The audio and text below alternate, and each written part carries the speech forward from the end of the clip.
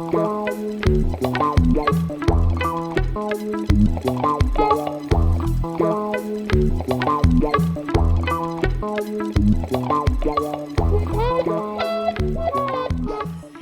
I want to do in the next 45 minutes is I want to talk to you about time-multiplexed quantum walks.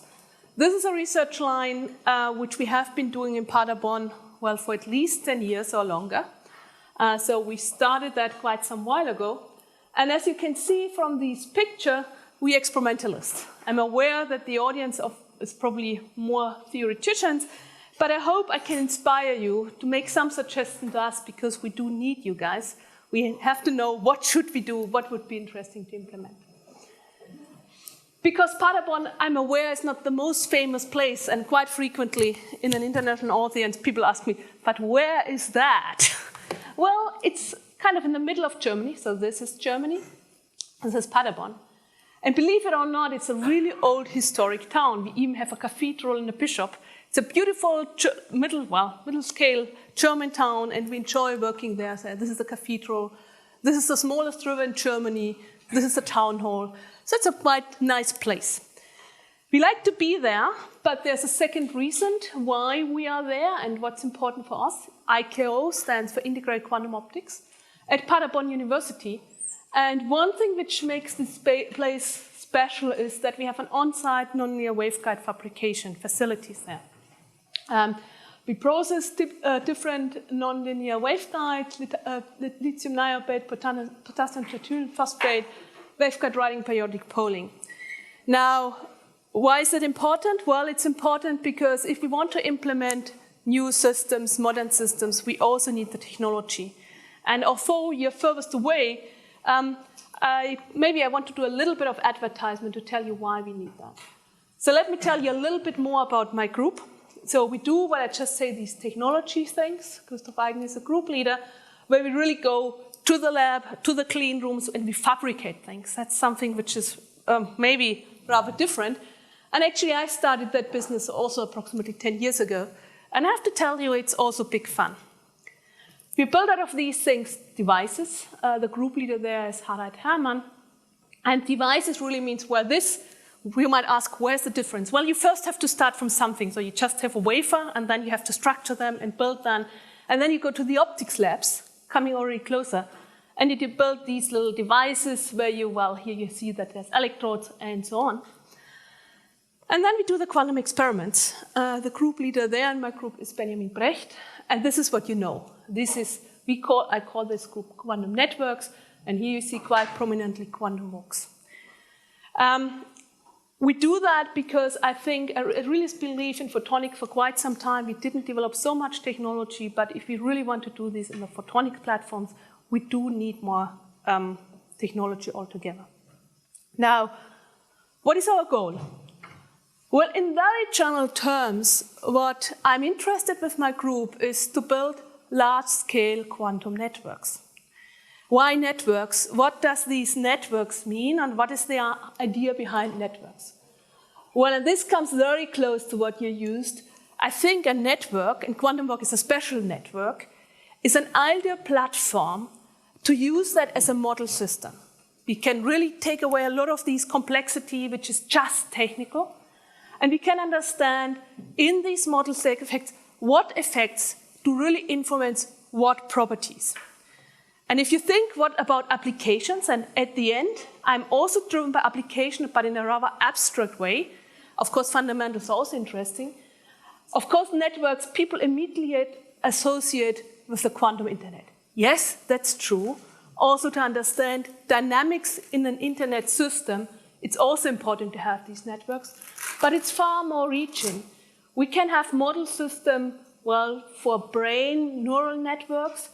We can study transport phenomena, and I think a lot of you are things, and we can use these networks to really understand what's going on.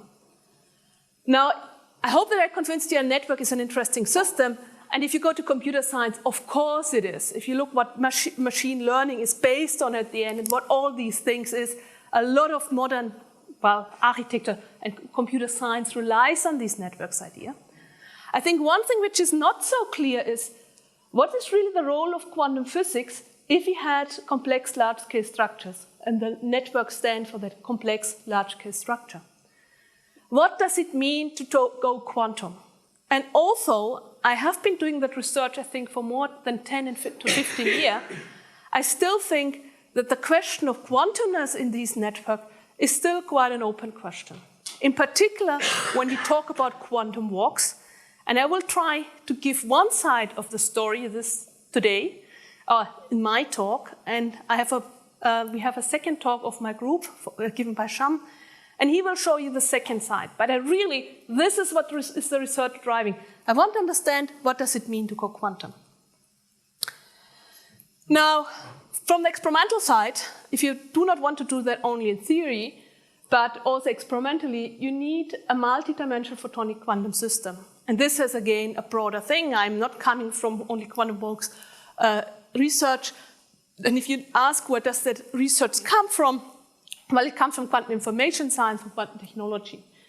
And I think it's fair to say the boom really started in 2001 when Neil LaFlamme-Milburn realized that you can use only linear networks together with measurements to build a full-fledged quantum computer.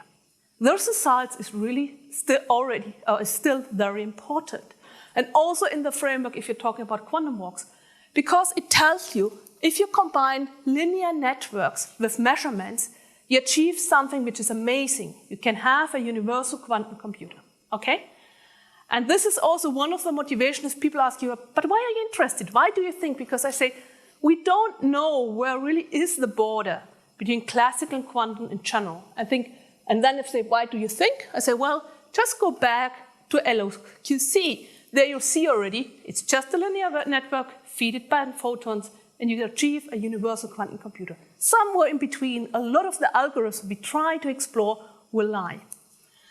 And then, of course, to build this beast, unfortunately, as experimentalists, this is still a tremendous effort. It doesn't matter if it's 10 to the 9, 100 or 1,000 photons which you have to put together. We can't do it. This is a matter of fact at the moment. We'd like to say, well, yes, but we can do that. Well, if we are honest, it's difficult. It's horribly difficult. And this is why I showed you these technology tools we need.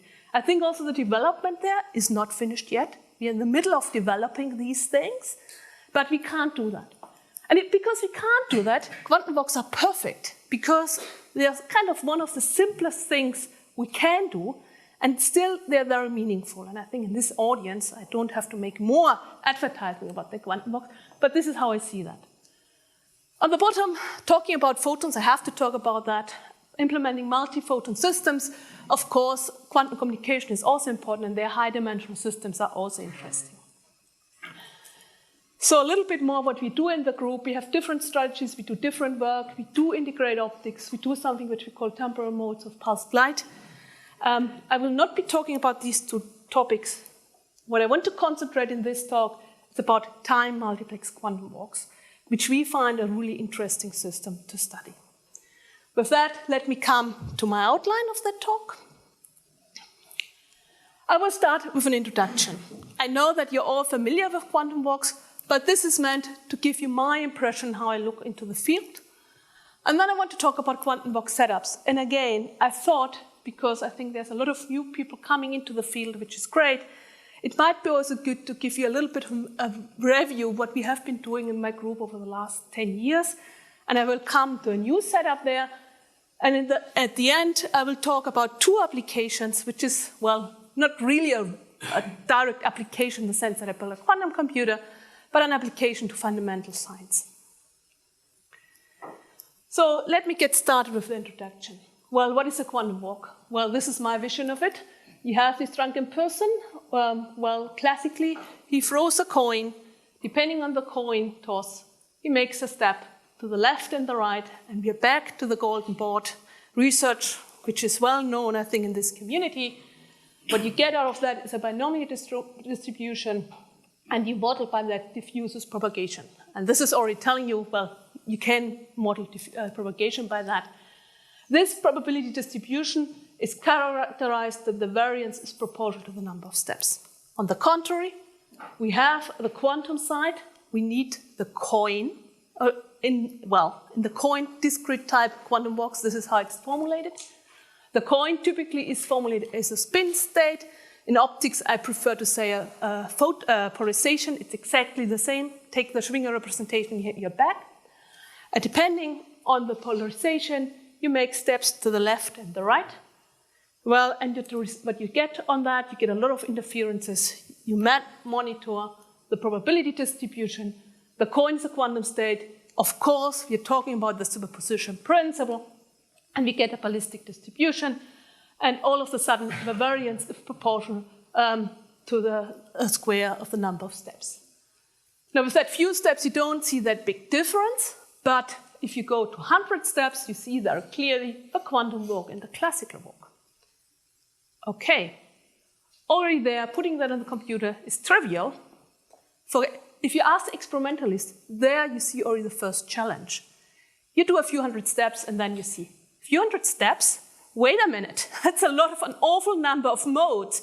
How the heck can you get a few hundred steps to see the differences you want to see?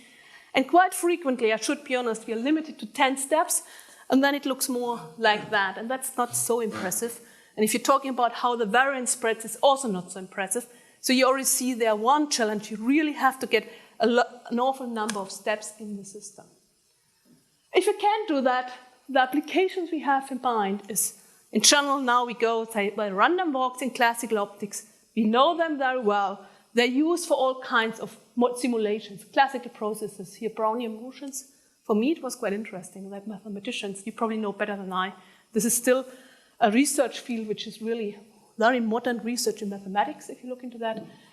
You can have model biological systems, how deers run around. In information science, well, I think by now it's known that also the Google search is based on random walk algorithms. And then it's not very surprising to say, well, if you do that in classical systems already to simulate all systems, do the same thing to use them as simulators for semiconductor physics problems, and we can come back to that. Quantum biology, if you want. This, again, is some topic which is actually by now rather old. And try to see, can we find new quantum computation simulation algorithms? And I'm sure you're much more expert than I am. Now, what makes a quantum system quantum in that respect? Well, I take this famous graph. Well, what really does make it quantum at that point? This is a typical way you say, you have the classical world, you have a particle, and then things are very nice. As soon, if you cross the border and you have a single particle, and you have interference phenomena, you have the wave-particle dualism, and you make it quantum. Well, in optics, it's sometimes a little bit difficult. So the results I will show you today, we criticized always the same thing. Hey guys, you're not quantum. Yes, if you do come from a classical optics world, and I say that already, yes, we are not quantum. If you look at the modeling, we can perfectly simulate all quantum box theory things. So we have a very integrated interference phenomena, and this makes it quantum. If you like, I'm happy to discuss this issue much more in detail with you, and we are looking into that topic too. I'm putting that already now, because I think quantum is a notion which is rather difficult here, and depends where you're coming from. For computer scientists, they are always perfectly happy with our work. It's not done by a standard classical computer. An optics person, I'm completely understood, I'm coming also from optics, why they're absolutely not happy with us at all.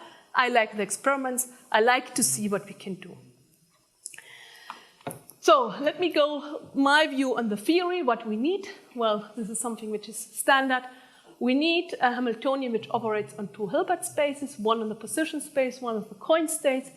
And then we have a propagation in this Hilbert space where we operate on these tensor products, and we always have these different coefficients. And this, of course, is the probability distributions. In the lab, we start with a single photon, which has a polarization, for example, horizontal. We initialize our state. It's in some position, in some polarization. Then the first thing we do is we put it through a coin operator. In our case, it's a real coin operator. So that means a half-wave plate, which changes the polarization according to the coin operator thing. So this is a unitary operation. And this is the general one, which we can do with phi's and these, where, well, we have all kind of different wave plates. For example, Hadamard, if you take the right choice. And then, depending on the polarization, we have a step operation to the left or the right, and you see that, and this is basically what's in mathematical terms. This is really just introducing how the system works. Now we have done one step. Well, if you want to have a quantum walk, we iterate that. So the whole sequence I just showed you, we initialize our state, coin operation, step left, right, coin operation, step left, right, and so on. And at the end, we want to monitor probability distributions, ideally different in coin and position space. Okay, how do we implement this? Well, it's almost there already. So I think I gave you already some way how to implement this. But what are the important features we have to do there? What is it really what we need? And I like to characterize the systems in different ways. What do you need? Well, one thing which is, I think, quite important if you want to do simulations, so if you want to change something, is you want to reconfigure your system. So you don't want to have static things, but you want to be able to play with the coins. So reconfigurability is one category. What's also equally important, maybe even more important, you need a stable system. Because stable for us means that the evolution does what you just showed there.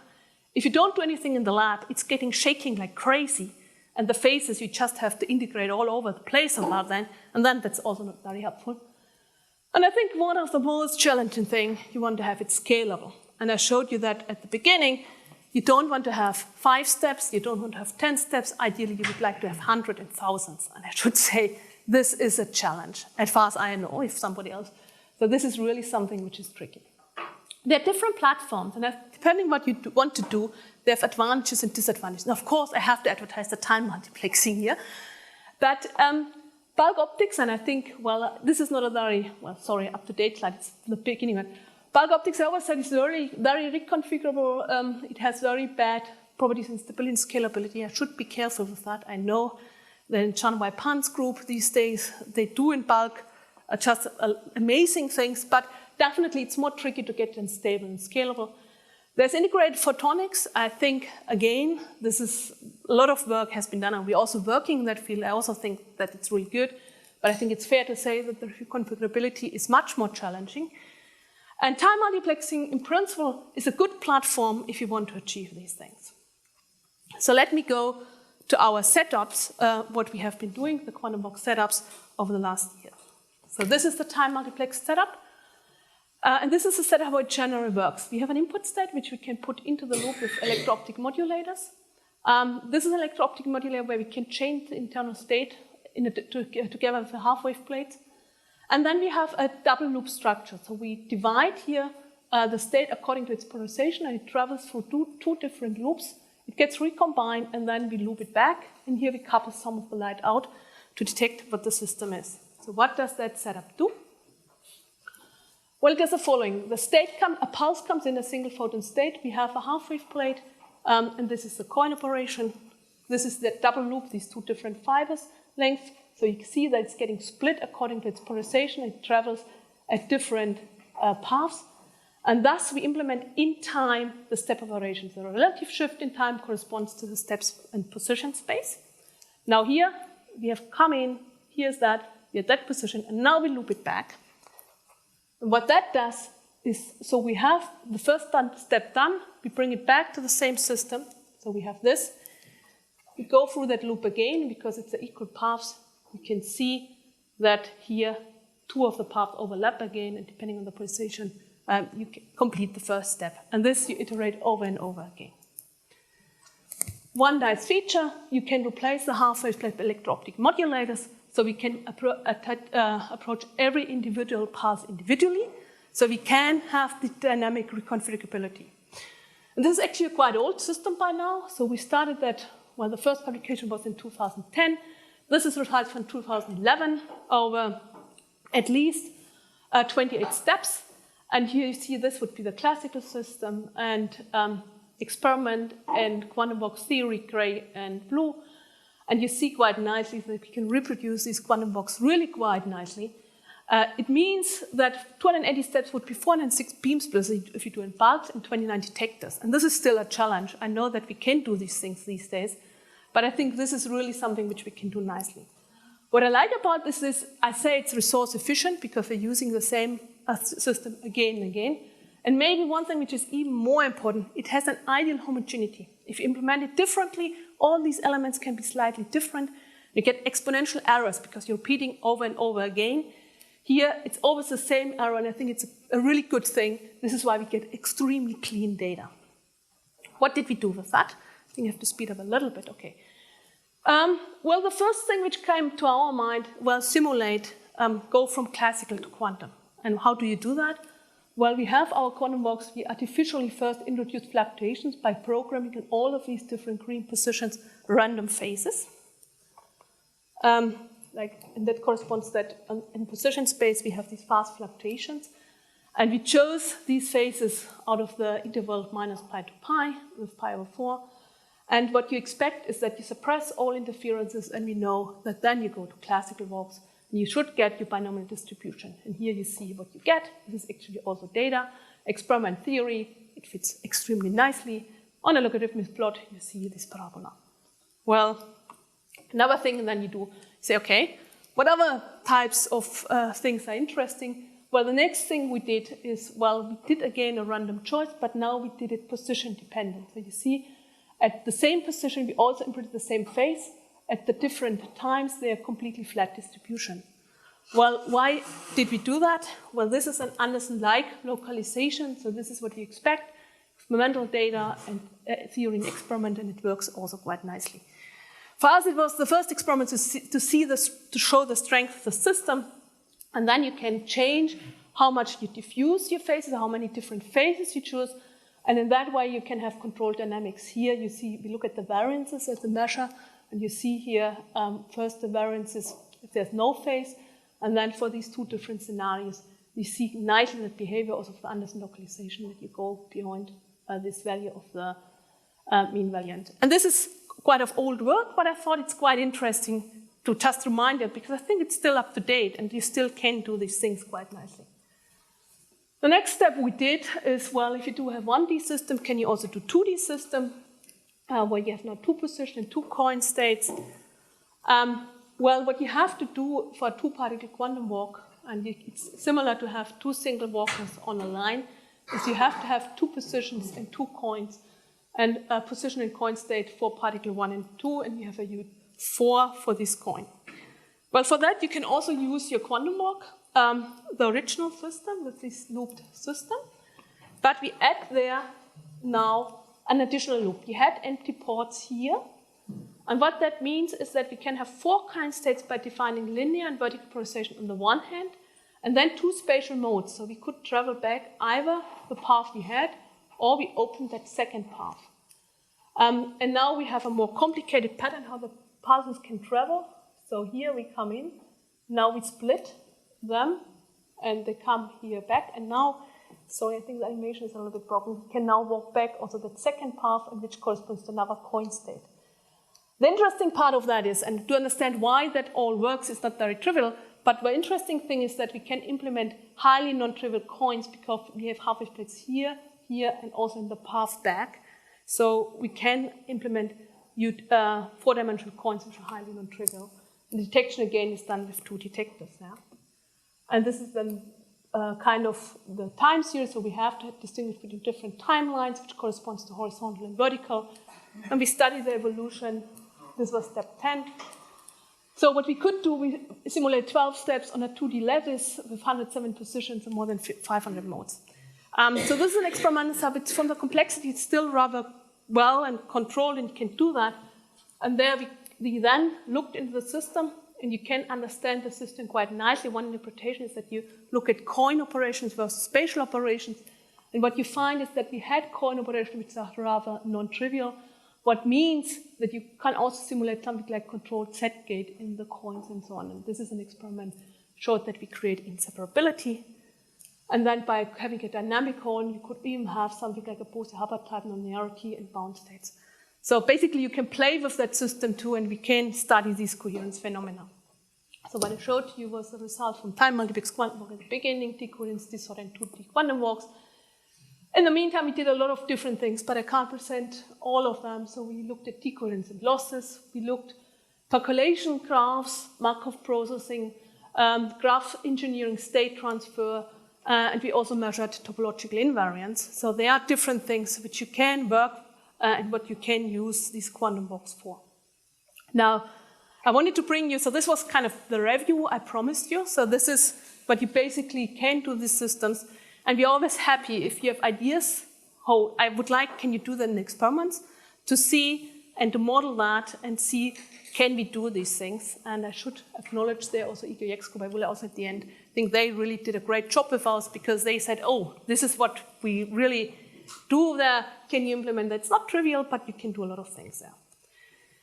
Now, in the last year, we were looking at our system, and at some point, if you've been working with 10 years with always the same system, you think, okay, can we modify it a little bit? Can we do something new?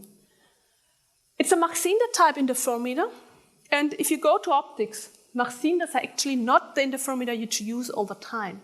I think the most prominent interferometer, well, there are two very prominent interferometers I brought to you. The one is the Michelson-Morley experiment. I guess a lot of you have had to be doing that in your tutorials because that's one of the things you do. And if you look at that, LIGO, for example, they also use that geometry. So from an experimental point of view, it's a quite natural question to ask, why do we use always this Mach-Zehnder geometry? Does it make sense to use in a looped magnet interferometer? Does it make any difference? Does it have any advantages? What can you gain from that? So let's have a look at the Michelson interferometer. So step one again. Okay, we still start with a pulse and a coin state, which is a polarization. And now our interferometer consists of a polarizing beam splitter and an interferometer with two different arm lengths. So we start again, coin state changes the internal state. Depending on the internal state, I'm sorry for the animations. I realized that I had a different format and it broke all of them. I just couldn't repair it in that time frame. But anyhow, so depending on the polarization, you go either up or down, up or to the right, and you see this polarization split. You bring them back. Come on, come back to the coin space, and you see, because of different arm lengths, they will reach it at different times. And then we have here two different coins again. So this is, and what's happening now is that depending if you're going back this direction or this direction, you have a pulse which can propagate in this direction or in this direction, which is counter-propagating and co-propagating. What does that mean? So this up to now we had coin and step operation, but this different paths, if you go clockwise or counterclockwise, allows us now to implement a four-dimensional coin because we have now polarization, different delays, and which direction you're traveling. And the way you can understand that in a visual representation is the following. So we have here the positions. So we have still just a quantum walk on a line, but now we have different paths how you can travel through. So you can either go that upper part to the left and to the right, which would correspond, for example, to clockwise, or the lower part, which is counterclockwise. So you can go back and forth in different ways. And we have a 1D quantum walk with a four-dimensional coin. So this is how that works. This is a step operation. We have different coins. On the one hand, we have a coin in the arms, which kind of corresponds, however, the polarization you define in which direction you go. And we have a coin in the loop, so inside the loops, and this defines which coin you have coupling these different quantum walks. And we find this is a nice new tool where you can play with the system. So this is the full setup to start with. So here's the input coupling. Here's, again, electro-optic modulators everywhere in order to completely control them. We have four internal degrees of freedom, and we label them by clockwise, horizontal, clockwise, vertical, counter, and so on. These electro-optic modulators for dynamic control. We use superconducting single photon detectors to get good efficiencies. Round-trip efficiencies around 75%. And these are the fiber lengths which defines how the positioning steps are actually done. So what can you do with that? The point is that this coin, this four-dimensional coin, is completely controllable. And here you see that we can either separate them. It depends on how these settings are, such that you just have standard quantum walks on lines. And Thus, you expect in counterclockwise and clockwise position just standard quantum walk evolutions. If you kind of cut here these coins, you have independent evolutions, you don't see any special thing. And this is what we tested, and it works quite nicely. It's getting interested as soon as you look at different settings. And you start to have coupled quantum walks. So basically, you start in this different line that you have couplings between clockwise and counterclockwise, and you really have this four-dimensional walk dynamics. And here you see that experiments, and what we did is we implemented one of these coupled quantum walks and looked at the theory, which simulation theory, say what do we expect in experiments, and you see again the similarity is really nicely. So this is kind of, these two experiments were to see, okay, is the setup doing what we expect? And it's working quite nicely. And then we thought, okay, what else can we do? And then one of the challenges in the experiments where the theoreticians always came in is like, oh, can you implement periodic boundary conditions? And I should be honest, in our quantum walks, it was like, periodic boundary conditions is tricky. But here you see it, already you had coupled and non-coupled, how you can do it quite nicely. So you implement a system where you cut the links here everywhere, and at the edges you keep them connected. And then, of course, you have to go back to the theory and see if that works, but it does. So basically what that means, we have a very elegant way to implement periodic boundary conditions, because, as I said, this thing is nothing else like a circle, and this is intrigued us.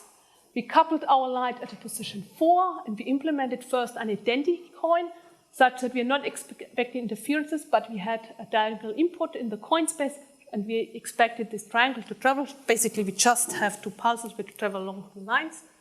And this is experiment in simulation. You see that this works quite nicely. The next step, we coupled. We had a coin which was a Hadamard coin.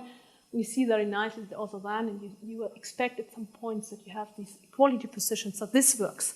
So basically, what the new tool we bring in there, now we're also able to implement in a rather easy way these periodic boundary condition, and we can make circles of different sizes. So this was, for example, with 12 different sides. Again, identity. Oh, sorry, this is I see it better than here, but it looks quite nice. And also Hadamard coin. So periodic boundary condition. This is the message I want to convey here. Yes, nowadays we also know how we implement in these quantum walks periodic boundary conditions. And we have these quantum walks with a four-dimensional coin, and the question is, what else can you do? And now comes the question, what's interesting, and this is what we're looking for. One thing we tried, simply because of experimental curiosity, can we have coupled circles? This is the way you do it. Again, you cut at different position, you have a coupling. For identity coin, we expect that. And if you have a Hadamard coin, you see again these couplings that all works quite nicely. And then we submit it, and then people are like, yeah, but what is really kind of the significance, or what is it what we really want to see with that coupled systems? Why is a four-dimensional coin different than a two-dimensional coin? And this is when we started to look at the band structure of a 4D coin. So if you look at band structures, you can have, so to speak, trivial band structures where you only have two maxima of the group velocities. And this is why these quantum walks, you see always these spreading in two paths. Well, as soon as we have a four-dimensional coin, you can have band structures which are non-trivial, and you have different maxima of group velocities. And you expect here 4 different maxima. So you should get, at these positions, quantum walks which evolve there. And you do see that the theory in simulations that you get kind of power along these lines. But you see already here where our system comes to, well, at its boundaries, we need more steps there. We see it, but already here to have 20 steps is good. I think it's experimentally very good, but we really would like to have more steps. But I think we are quite excited about that, and I think there's much more we can do with that. We have ideas, but if you think, okay, four-dimensional coins is really interesting, this is something which we also can do in the lab nowadays. So I think I have something like 10 minutes still, right?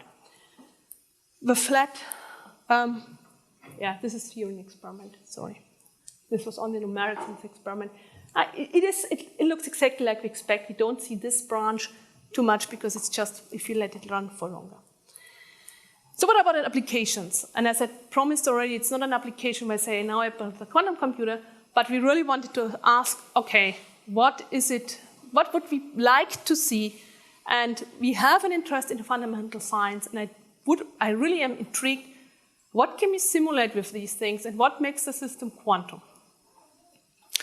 What does make the system quantum? Well, let's go back to the standard quantum mechanics postulates. This is one way to formulate that.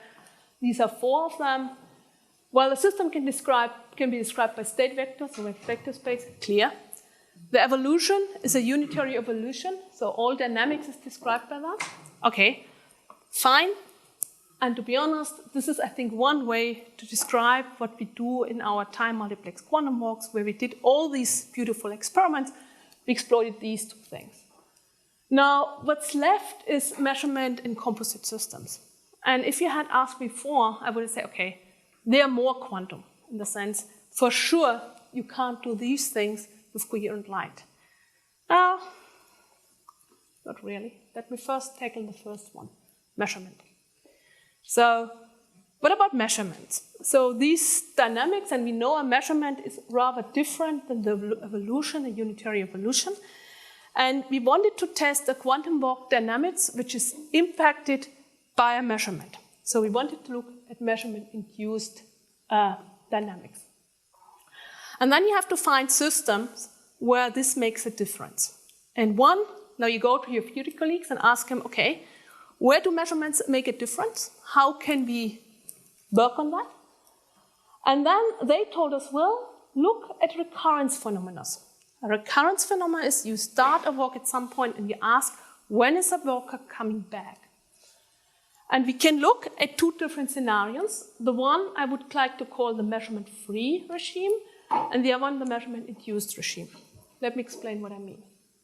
So if I ask, does a walker come back if I start at position 0 to position 0 after some time, or has it come back? I have to see how do I verify, if I have many steps number, that it did come back. Well, I have 2 ways. Either I take measurements for the state evolutions 0 to n, and then I just look at the probabilities that the walker did come back at the position 0 in step 2, and I do all these different measurements, I put them together, and then I calculate the recurrence probability, okay?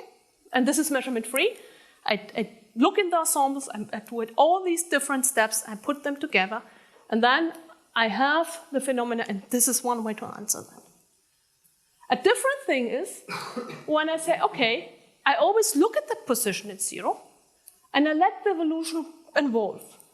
Again, I look at the position, I let it evolve, and I only take statistics at the end and ask, did it come back? And these are the formulas, how you calculate that. It turns out that here, of course, you disturb the quantum walk dynamics all the time because we always take a measurement at position 0. This is a measurement-induced system. Here, I don't disturb the dynamics because I just look into that. What's interesting is that if you go for many steps, that the limit is different. In the first case, the probability tends to 1. In the second regime, it tends to 2 over pi. And we thought that's good, because this is something we can test experimentally. Now the question is, can you do that? How do you do that? The interesting thing is, you can do that to introduce sinks. What that means is, we disrupt our evolution such that we always look only on that one position. In our case, you will see how we do that and do the measurement, and the rest we let evolve as it was. This is a setup how you can do that. This is again the 1D loop geometry. Pulses go in. These are these different fiber lengths where we have these electro-optic modulators to modify in the coin space. And now we have here the coin. What we added in addition there is these electro-optic modulator, because this is one polarization. So this is, for example, horizontal working, and then it loops back, and there's vertical loops back. If we switch at that position the polarization only for one thing, now we switch it from horizontal to vertical, and the polarization beam split, instead of let it transmit, couples it out, only where we had it in. Here we do the opposite. Typically it would reflect back, but we couple it out. And this you can do position resolved. You always couple all light out at specific positions. We call that sink. We can measure that, and we can make the evolution work. And this way, well, we could test that. So we first did the quantum walks with different step size and looked at the positions. And then we did it with that measurement, and you see clearly all the difference. And then if you are able to do it over not sufficient steps, so you see we're increasing slowly in the number of step size, with 35 steps, we could really have these different regimes. And I have 2 to 3 minutes left. We like that a lot because I think it shows you nicely how you control these coherences. And what we introduced a loss, basically, which operate on the whole pulse. And we published that, and then physicists came to us and said, well, if you can do, we can also test the relationship between non-classicality and coherence theory. You have to do this experiment, which is very similar also with things, where on the one hand, we want to see if you just let the evolution go over n steps and see what the evolution does and get the probability distribution of these things. And then the other one, we want to test more classical theory. By that, you again interrupt the evolution, but now we block, instead of only one position, we only let one pass, and we can block different sides, as you see. So we block always, and then check for these different evolutions. In this situation, we can measure conditional probabilities where we had this interruption. Here we didn't have that interruption, and this corresponds to a combined probability distribution, and this is just the probability distribution of the whole walk. Now, from a classical perspective, if I have the conditional probabilities and put them together, that doesn't make a difference if I have all the conditional probabilities.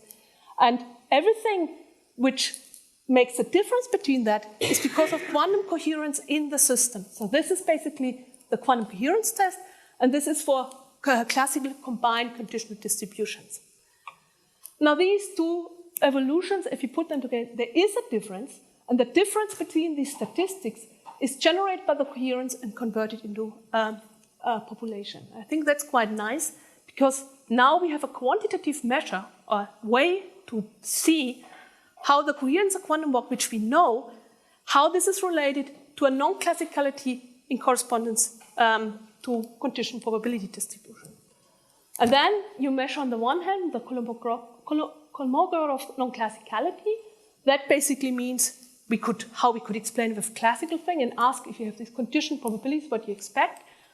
On the other hand, we look at the coherence generated and detected in these undisturbed coherent evolutions. And what you find is that they correspond 1 to 1. So this is the experimental data.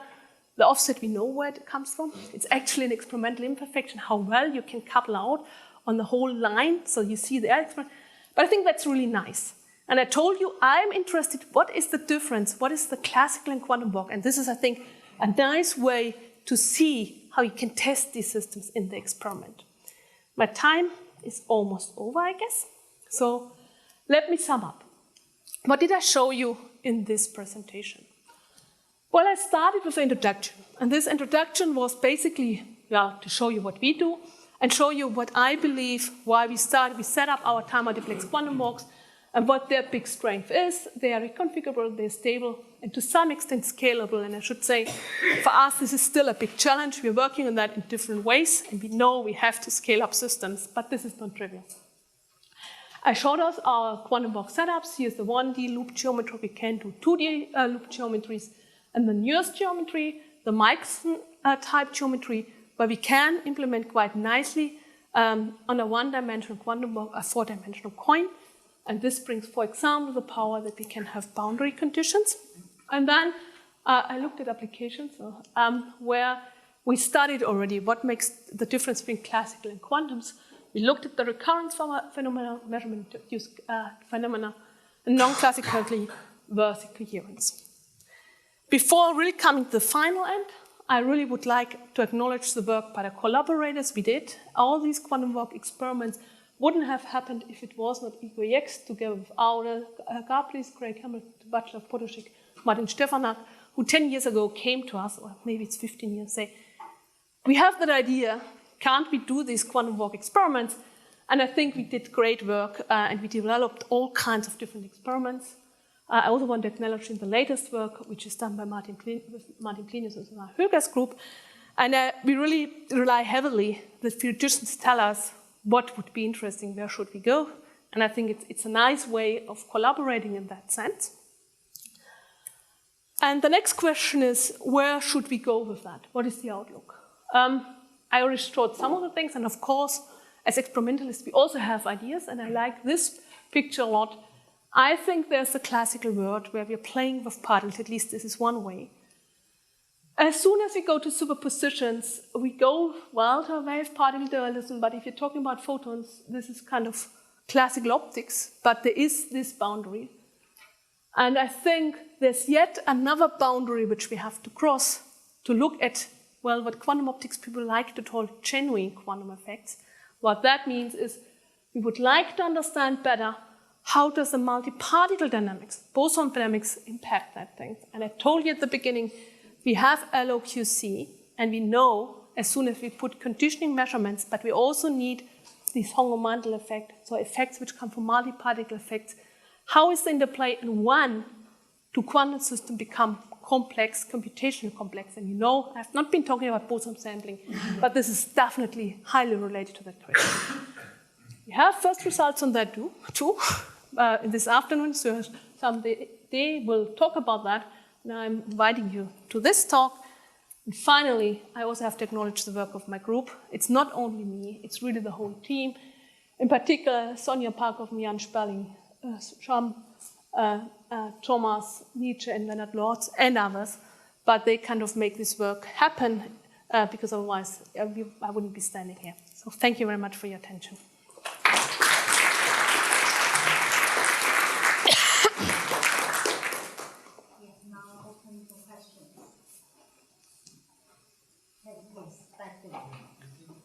You have two ways of looking at recurrence, with or without non-wave. In the second one, this is the work that we did with Ranker earlier. There is a prediction in that case that the expected return time should be an integer. Have you thought of doing an experiment? Maybe you have done it already, that would test something like that? No, but I'd love to talk about that, what we would have to do. Thank you. I think we had already, but it's a long time ago. Okay. Thank you.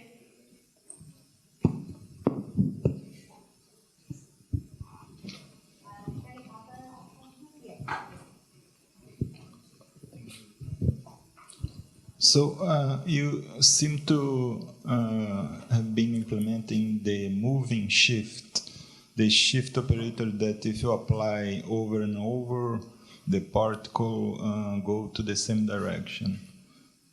Can you implement the flip-flop shift operator? So if you apply it twice, the particle go back to the same position? With the four-dimensional coin, we can. Let me try to... I think we can. Because, let me try to find that. I would have to think about that, but I guess... Oops. What? Sorry. And that's the town. That's the... yeah. I think one way, we haven't done it, but one way you might want to do is go there and there back. It's in a four-dimensional coin. So if you have it, so what do you want to do? Apply twice and then you're back at the same position? Must be the shift, not the coin. So well, if you apply the shift twice, the particle must go back to the same position. I'm not sure, but you might have a chance with a 4D coin by simulating with a 4D coin just a 1D system. I'm not sure. I have another question. May I?